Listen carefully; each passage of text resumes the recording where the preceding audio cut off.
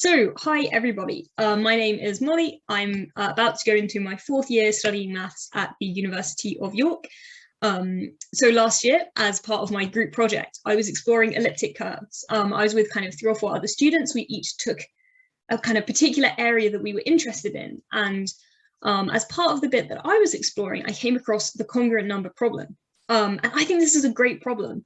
It starts off with kind of maths that you can understand actually kind of with stuff from that you know from A level. But by the end of it, we're like touching on like contemporary problems that are happening right now in maths, unsolved questions, really kind of deep theorems. So I'm hoping to give a kind of a quick tour of the congruent number problem. I'm going to gloss over some of the details that maybe require a bit more kind of mathematical machinery than kind of you or I have. But you know, if you go on to study a maths degree, then you can kind of fill in some of those details as you kind of go through the years. And I'll kind of point out when we get to things that you'll be learning on your maths degree. So yes, we're going to talk about the congruent number problem. I hope you enjoy. So the first thing is, okay, well, what actually is a congruent number? Well, an integer n is a congruent number if we can find some right-angled triangle that has area n and all of its sides have rational length. Now, just a reminder, so a rational number is just a number that can be written as a fraction. So, you know, 1 can be written as 1 over 1, so 1 is a rational number. You know, 1/2, that's 1 over 2, that's a rational number. 6,328 over 43, that's a rational number. Things that are irrational, so not rational numbers, are things like root 2, square root 2, or cube root 2 as well, you know, things like this, that we can't write them as a fraction. Okay, so this definition is like a little bit awkward to work with as it is at the moment, but luckily what we can do is we can kind of rewrite it as a slightly clearer set of definitions. So we can say that n is a congruent number if there exists rational numbers, so these fractions, A, B, and C, and we also want them to be positive because they're representing the sides of our triangle, such that these following 2 equations are true. So firstly, we've got that a squared plus b squared equals c squared. So this is just the condition that we need it to be a right-angled triangle. And then 1/2 AB is equal to n. Well, that's just the condition that the area equals n. So if we can find solutions to these 2 equations, then n is a congruent number. And this is a very useful 2 sets of 2 equations, okay? We're going to come across this a lot during today. Okay, so let's kind of do some examples of a congruent number. So firstly, 6 is a congruent number. Okay, so think for a second, see if you can think of the A, B, C, the sides of a right-angled triangle that kind of are an example that shows us that 6 is a congruent number. Okay, so 3, 4, and 5. Okay, this is kind of that typical Pythagorean triple that you come across. So we know that 3 squared plus 4 squared equals 5 squared. We know that's true, that's that triple.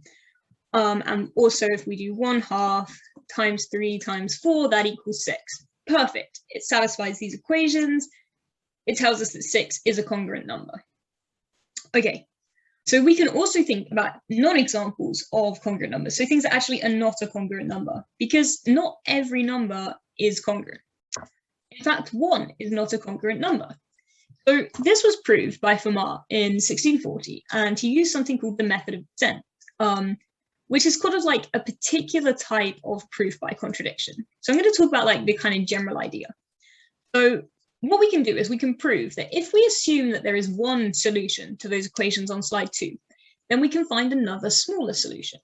And then using that, we can find another smaller solution and another smaller solution, and so on and so on and so on infinitely.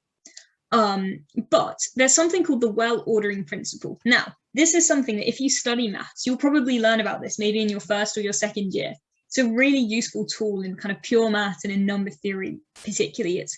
It's this special property of the integer. And what we can do is we can show that therefore we use the well-ordering principle. We say this cannot work, and so we've got a contradiction. And so we could never have found that first solution. And so there are no solutions to those equations from slide 2 for n equals 1. And so 1 is not a congruent number. And this is really useful. In fact, the fact that n is not a congruent number can also be used to kind of show you some results about square numbers and whether they're congruent numbers and some related concepts as well. So it's a really useful fact, this. So natural congruent number problem, what I want is that if you give me some integer n, I want a way that I can quickly tell you whether that is a congruent number or not. I don't want to have to check, many different possible triangles. I don't want to have to kind of write a formal proof in the style of like Fermat's method of descent. And sadly, that method doesn't immediately apply to all other examples. I want a quick way that I can say I can check a few things and I'm like, okay, yes, n is a congruent number, or no, n is not a congruent number. And that is the problem, basically, that we're trying to solve. So we're going to take a brief aside and talk about elliptic curves, and then we're going to see how they're useful in solving the congruent number problem. So an elliptic curve is just a particular type of cubic equation, and they have this general form. So there's something which is like y squared is equal to x cubed plus ax plus b. And this a and b they're just constants. Okay, so if we have any equation in this form, then it is an elliptic curve. What we then can talk about is rational point on an elliptic curve. So that is a point that lies on this curve, but in particular, the x and y coordinates are also both rational. Now, the reason that we want to think about rational points is that it turns out that elliptic curves, they have a lot of kind of structure ingrained into them. If you study maths further, you'll probably come across something called group theory. And this is the idea that if you take a set of numbers, you can also add some kind of structure to them and you get some really interesting results. And in fact, what you can discover is that elliptic curves have this group structure on their rational points. So one of the kind of main results of this is if you take two rational points on an elliptic curve and you add them together in some specific way, then you automatically get another rational point on that elliptic curve. And this has far-reaching implications that we won't discuss today, but it's very useful. And elliptic curves are really a very interesting set of curves to be thinking about. Okay, so what we are going to look at is particularly elliptic curves of this form. So y squared equals x cubed minus n squared x. So these are what are going to be helpful for our discussion of congruent numbers. So here we've put in n equals 6. Okay, so we get this curve. I've just graphed it on Desmos. And then if we do n equals 1, then we get this curve. So this is just the sort of thing that an elliptic curve looks like. Sometimes these kind of points are connected together. So you get something that looks, these two sort of sections are connected together. So you get something that looks a little bit more like this. But essentially, this is the kind of general idea of an elliptic curve. So what we can do with this particular thing is that we can find this one-to-one map between the set of rational points on a particular elliptic curve and values of a, b, and c that satisfy those equations on slide 2. We do have this one caveat that we need y to not equal 0. That's because we're going to be dividing by y, so we just, we want to avoid that. So what we're saying is, if we take a, b, and c to satisfy the equations on slide 2, then we can, this is the map that we can apply. nb over c minus a gives us 2n squared over c minus a. And the points that we get out from this map are then going to be rational points on this elliptic curve. And similarly, if we take points on the elliptic curve and we use this map, x squared minus n squared over y, 2nx over y, x squared plus n squared over y. Then if we apply this map, then the points that we get out, this a, b, and c, will satisfy those equations on slide 2. So the point is that if we find a rational point on a particular elliptic curve of this form up here, for some particular n, then what we're saying is that that n is therefore congruent because we found a, b, and c that satisfy those equations. So this is really quite a big statement. Okay, this is saying that rather than beforehand, we basically just We knew those equations. We didn't really know what to do with them, how to actually find congruent numbers from them or check things. But now we're saying, rather than looking at those equations, we can look at this elliptic curve and the rational points on it. And we know that we have all of this extra stuff that we can do with elliptic curves. We don't know the details of them, but believe me, we have a lot of tools that we can use to analyze elliptic curves. Okay, let's just return back to our example for this at n equals 6. So y squared equals x cubed minus 36x. Now, we know that n equals 6 is a congruent number. And so we're expecting to be able to find a rational point on this curve. So maybe just think for a couple of seconds, see if you can think of a rational point that will satisfy this curve. So that's a point that lies on this curve where the x and y are rational themselves. Okay, I'll just give a second to think.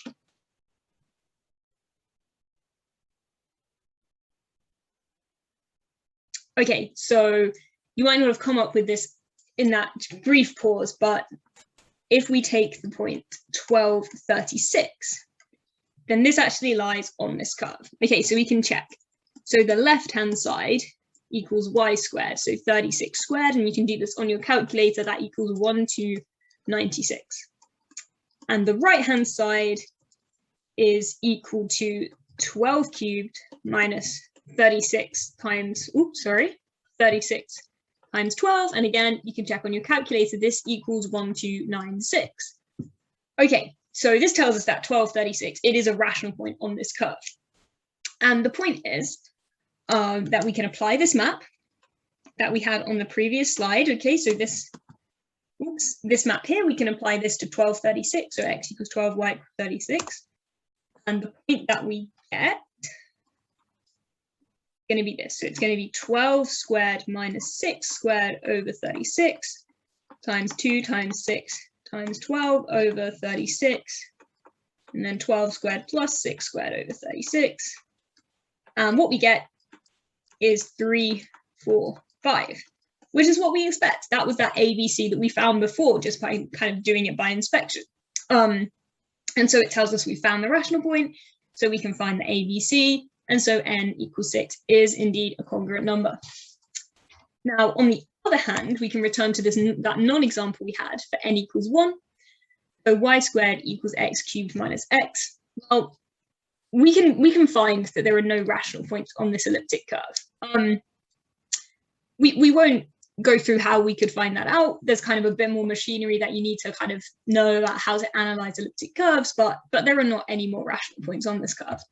And so this tells us, as we kind of knew already, 1 is not a congruent number.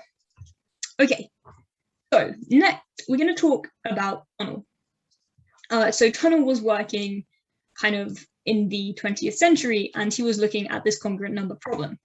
And what he managed to do was use this correspondence between elliptic curves and congruent numbers to establish some way to determine if a number is congruent or not.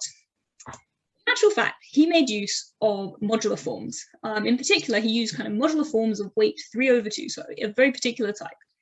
And what he was able to do is he was able to use some kind of relationship between modular forms and elliptic curves to kind of analyze elliptic curves even further. If you've kind of heard about or read about Fermat's last theorem at all, kind of Andrew Wiles proved and used in his proof of this idea that modular forms and elliptic curves are very closely connected to each other. Tunnell's work was actually before that proof by Andrew Wiles, but he was using kind of similar ideas. Not quite the same thing, but using very similar ideas. This is something which is, kind of way beyond kind of what I'm going to talk about just now, but, this is more stuff that you can explore if you do a maths degree. You'll kind of build up enough machinery so that you can start to understand these ideas. And actually, something about Tunnell's work is we're going to, in the next slide, I'm going to talk about what this actual algorithm is. But in fact, it's not quite complete. So his work relies on something called the Birch and Swinnerton-Dyer conjecture, which actually hasn't been proved yet. And that's why I kind of wanted to bring this up. So this congruent number problem is an old problem. People were thinking about it many years ago. But it brings us right up to modern day maths. The Birch and Swinnerton-Dyer conjecture isn't proven yet. It's one of those $1 million problems. This is right now on the cutting edge of kind of maths research. So this is really exciting. Okay, so let's actually look at what his kind of test was for congruent numbers. I'm going to write down the statement for even n, but there's a very similar statement for odd n. Just for the interest of time, I'm just going to write down one of them. Okay, so we're going to define this function h of n. And we're going to say that this is the number of elements in this set. Okay, where I'm using this hashtag, I'm just meaning this is number of elements in the set. So this is the number of elements in the set, and that is x, y, and z that are integers. That's just what this z cubed here means. And x, y, and z, they're integers that satisfy this equation. So x squared plus 4y squared plus 8z squared equals n over 2. Okay, and they're a very similar function, which is k of n, which is, again, the number of elements in this set. X, y, and z are integers again. But this time, their solution is the equation x squared plus 4y squared plus 32z squared equals n over 2. Okay, so what we've got is that for some particular value of n, you're going to look at this equation, this x squared plus 4y squared plus 8z squared equals n over 2, and the same but for 32z squared, and you want to see how many solutions there are to that equation, how many integer solutions there are.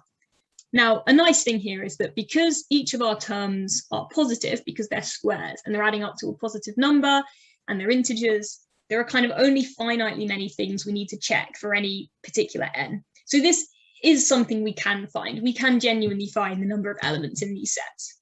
Okay, and then what Tunnell's test says is that n is congruent, is equivalent to saying that h of n equals 2 times k of n. So if you give me a particular value of n, I can calculate h of n, I can calculate k of n. And if h of n equals 2 times k of n, then that means that n is congruent. Now, this direction is what relies on that Birch and Swinnerton-Dyer conjecture. So it isn't proven, although we do think that it's true. But yes, this is the test for congruent numbers. Okay, so yes, so here's just some of the references that I use. So I used this great little paper by Keith Conrad talking about the congruent number problem, and I used Desmos graphing calculator for those graphs. Yeah, so thank you very much for listening. I hope that you learned a little bit more about the congruent number problem, but I also hope you got an idea for like the flavor of maths that you might be learning if you do a maths degree, and especially here at York. You know, we mentioned like the well ordering principle, we mentioned like one-to-one maps, we mentioned rational numbers and rational points and rational solutions to equations. These are all things that you'll be studying kind of straight away as you start your degree. And as you go through the years, you'll be building up, and, you know, maybe you'll also decide to do a project on like elliptic curves or something similar like this. But yes, thank you very much for listening.